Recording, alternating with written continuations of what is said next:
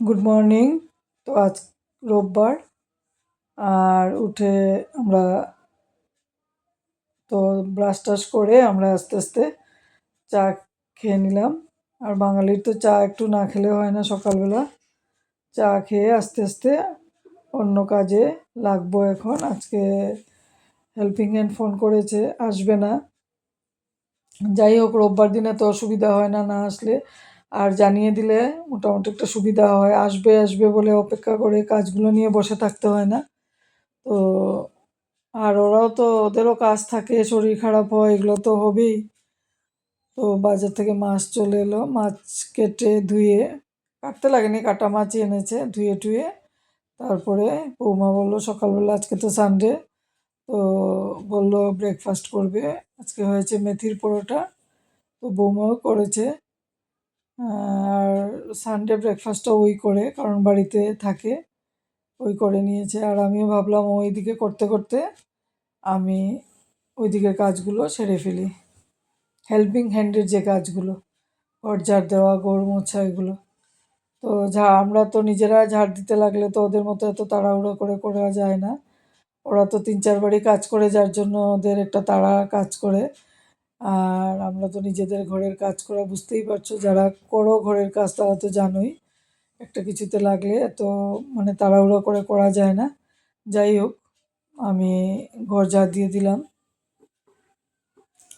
আর ঘর ঝাড় দিতে গেলে সব কিছু সরিয়ে, জায়গার থেকে না সরিয়ে ঝাড় দিলে ঠিক তৃপ্তি হয় না।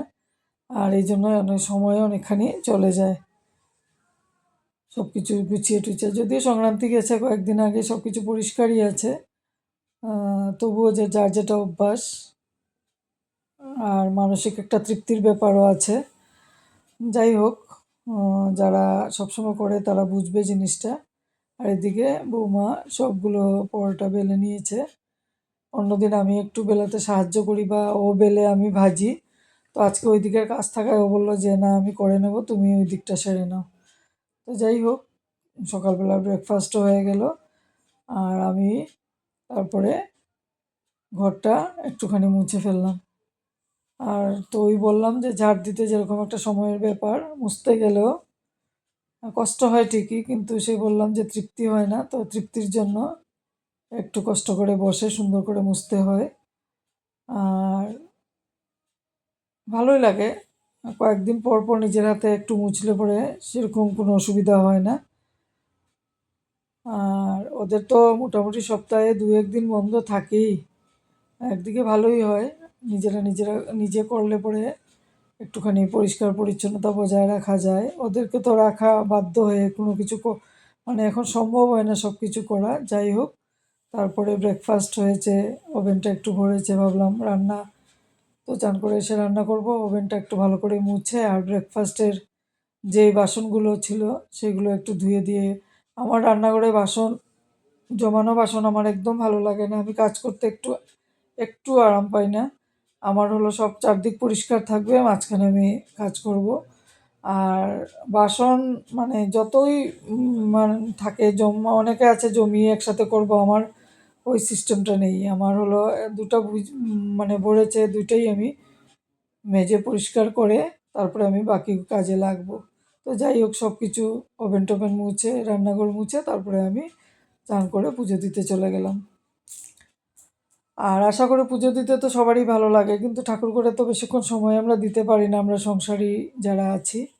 চলে এসছি রান্নাঘরে, এসে ভাবলাম মাছটা আমি করে নিই, কারণ মাছটা আজকাল সব মাছই একটু ফোটে। তো মাছ রান্নাতে ওকে আমি দিই না। তো ভাবলাম মাছটা আমি করে নিই, বাকি যা কিছু ও করবে। তো মাছ করলাম, টক করলাম একটু, মাছের টক, ছোট মাছের টক। আর তারপরে বৌমা বলল যে তুমি বেরিয়ে যাও, আমি পালক পনির করব। তো করলো পালক পনির। এই হলো আমাদের দুপুরে রান্না। আর এই তরকারিটা এসছে আমার বেয়াই বাড়ি থেকে, কাজরি মাছ। তো উনি নিয়ে এসছেন।